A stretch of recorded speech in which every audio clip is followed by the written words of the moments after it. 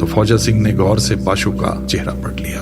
उस चेहरे पर कोई तूफान नहीं था, पर थाली रखकर जब वो खामोश खिड़की के पास आकर बैठी तो फौजा सिंह उसकी चुप्पी से डर गया। फौजा सिंह का चाचा कहा करता था कि औरत जब हद से ज्यादा चुप हो जाए तो समझो बहुत बड़ा तूफान आने वाला है। अब फौजा सिंह सोच रहा था कि कौन सा तूफान होगा। पाशो चीखेगी, चिल्लाएगी, मिन्नतें डालेगी उसके आगे, पर नहीं, वो पीछे हटेगा नहीं। उसका फैसला अटल है। और फौजा सिंह ने तेज तेज खाना शुरू कर दिया। तभी फौजा सिंह को ध्यान आया कि पाशो ने अपने लिए थाली लगाई नहीं। कहानी दिल से इस एपिसोड में सुनिए कहानी सिक्का, जिसे आपके लिए लिखा है डॉक्टर गीता डोगरा ने।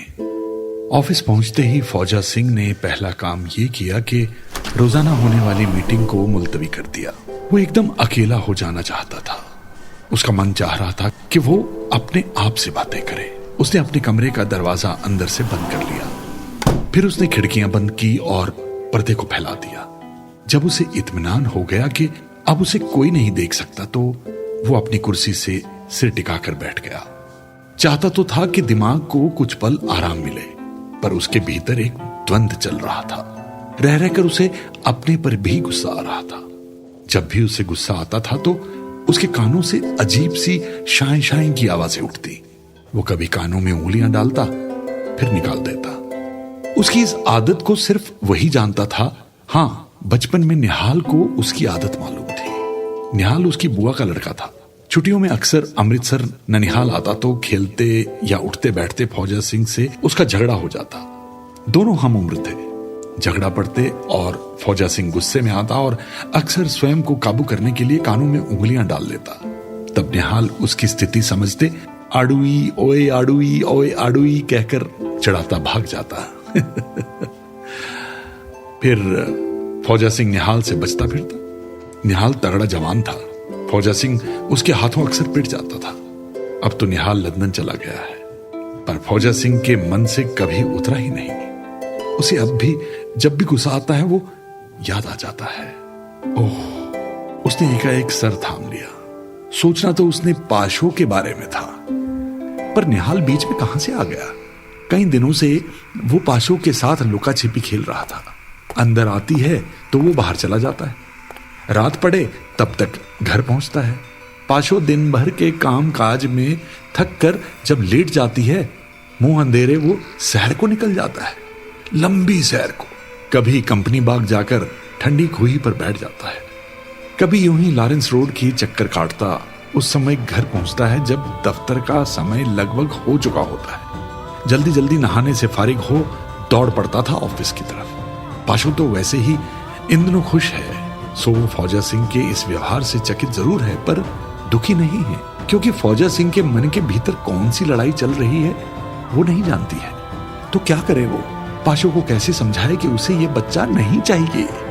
पाशो तो बांझ थी, फिर ये चमत्कार कैसे हो गया?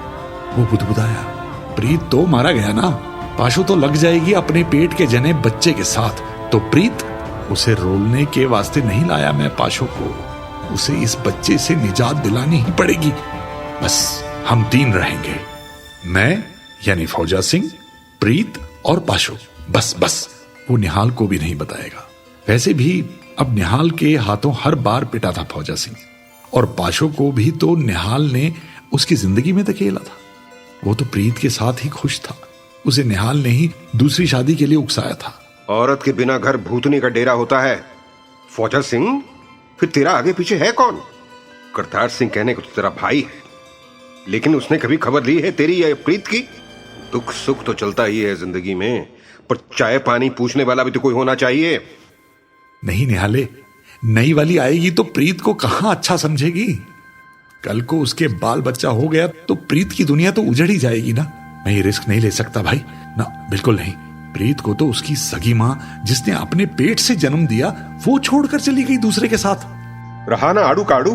अरे बाल बच्चे तो तेरे ही हाथ हैं। फिर जिसके बारे में बात करने आया हूं, 5 साल होने पर भी जब उससे कुछ नहीं हुआ तो छोड़ दिया हरामियों ने। देखने में अच्छी है, पर किस्मत की मारी है। लगता है बांझ ही है। बस ये वाहेगुरु का नाम लेकर फेरे कर ले और ले जा। तेरे घर में प्रीत को देखने भालने वाली आ जाएगी। अरे तू क्या ये नौकरी छोड़कर बैठा रहेगा प्रीत के पास? प्रीत की किस्मत में प्यार होता तो सगी वाली ही क्यों भागती? माँ बाप को भी शौक चराया था कि बाहर वाली है, करतार का ही कुछ समझ जाएगा। भाग गई कमबख्त। घड़ी, टेप रिकॉर्डर, यहाँ तक कि साली कमीज तक उतरवा कर ले गई मेरी, वो जो साथ लाई थी। बस प्रीत को छोड़ गई रास्ते का कांटा समझकर। नहीं निहाले? तो मर, निहाला भी मर गया तेरे लिए। नहीं आऊंगा कभी अमृतसर। तेरे इरादे में कोई फर्क आए तो तू ही मजीठे आना। और निहाला लौट गया। 5वें दिन फौजा सिंह मजीठे आ गया। निहाले ने उसे कसकर जप्फी डाली और फौजा सिंह अब लौटा तो पाशु साथ थी। पाशु तब कहां जानती थी कि फौजा सिंह उसे क्यों बिहाल आया था, पर वो आज उसे बता देगा और ये भी बताएगा कि उसका फैसला क्या है। पर पाशु ना मानी तो फिर हम दो ही रहेंगे, फौजा सिंह और प्रीत। बस हो गया फैसला, अब कोई बदलाव नहीं, ना बिल्कुल नहीं। वो तेज तेज कमरे के चक्कर काटने लगा। थोड़ी देर बाद उसने महसूस किया कि उसके कानों से अब कोई आवाज नहीं आ रही, तो वो कुर्सी पर बैठ गया। अब उसे दरवाजा खोल देना चाहिए। फैसला तो हो ही चुका था। फौजा सिंह का फैसला है, बदलने वाला तो है नहीं। बदलने का तो सवाल ही नहीं। पर हां, पाशु से कैसे कहेगा? और उसने फटाफट अपने दिमाग में एक खाका खींच लिया। फिर वो एक झटके से उठा और दरवाजा खोल लंबे लंबे ढक भरता बाहर निकल गया। आज ही खत्म कर देगा सारा टांटा। कोई इंतजार नहीं, कोई भूमिका नहीं, सीधा स्पॉट बस। पाशु को बिना कुछ कहे सुने कार में बिठा अस्पताल ले गया। पाशु जब गाड़ी से उतरी तो उसने मुस्कुराते शर्मा कर अस्पताल में कदम रखा। लेडी डॉक्टर फौजा सिंह से परिचित थी। देखते ही मुस्कुराई। क्यों फौजा सिंह जी, कोई खुशखबरी है क्या? जवाब में पाशु मुस्कुराई तो डॉक्टर चहक गई। कांग्रेचुलेशंस फौजा सिंह जी, लगता है घर में नई रौनक आने वाली है।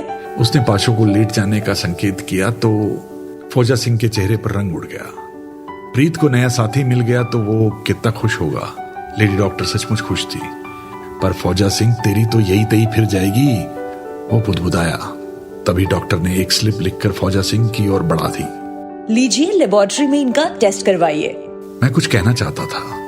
फौजा सिंह का गला खुश्क हो रहा था। हाँ कहिए। दरअसल मुझे ये बच्चा नहीं चाहिए। क्या? पाशु एकाएक हड़बड़ा उठी। डॉक्टर भी अवाक थी। डॉक्टर साहिबा, आप तो जानती हैं प्रीत की माँ उसे छोड़कर चली गई।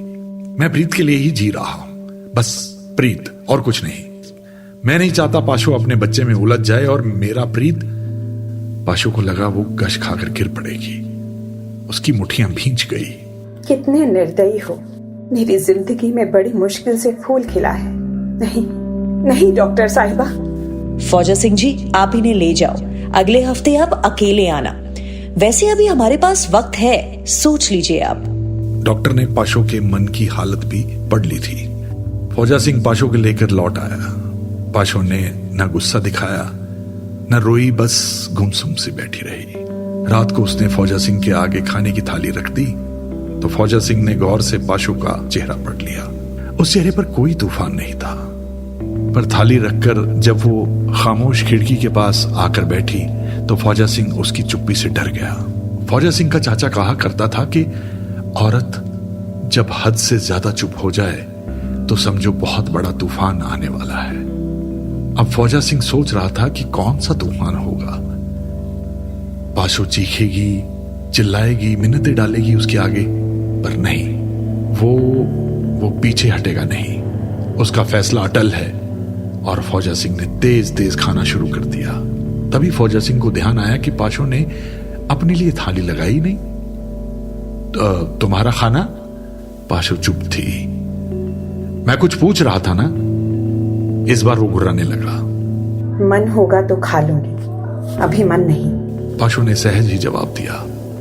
फौजा सिंह उठ खड़ा हुआ और उसके करीब आ गया। कोई निर्णय लिया? निर्णय? क्यों? जो जैसा है चलने दो। नहीं, प्रीत का हक किसी और को नहीं दूंगा मैं। आप गलत सोचते ही क्यों हैं दार जी? मैं पहले प्रीत की माँ हूँ। जिस सुख के लिए मैं यहाँ आई वो प्रीत ने दिया। 5 साल में दोजक की आग में जलती रही। कभी गालियां, कभी पिटना। बड़ी मुश्किल से ये सुख नसीब हुआ है और प्रीत के प्यार के सदके बांझ के कलंक से मैं मुक्त हो रही हूँ। फौजा सिंह ने फैसले बदलने नहीं सीखे पाशो। कह दिया सो कह दिया, ये बच्चा जन्म नहीं लेगा। प्रीत को कोई कमी नहीं आएगी दारजी, मेरी कोख ना उजड़ने दो। पाशो, मैंने तेरे साथ शादी ही इस वास्ते की थी कि तू बांझ थी और दूसरा बच्चा मेरी जिंदगी में नहीं आएगा, ये मैं सोच चुका था। ना ना पाशो, जो फैसला लिया सो लिया। तो फिर तो फौजा सिंह के घर में नहीं रह सकती, कहीं और ठिकाना करना होगा। वाह, मर्द की सोच में सचमुच कोई फर्क होता ही नहीं। पहले निकाली गई कि बच्चा न जन सकी और अब ये दोष हुआ कि कोख हरी क्यों हुई। औरत तो गई ना मर्द की हथेली का सिक्का, जिसमें फौजा सिंह चित भी तेरी पट भी तेरी। पर फौजा सिंह अब नहीं, पाशो बहुत मारा खा चुकी। अब तो न चित तेरी ना ही पट, बस। धीरे धीरे बेसुध होती गई। फौजा सिंह अब चुप था।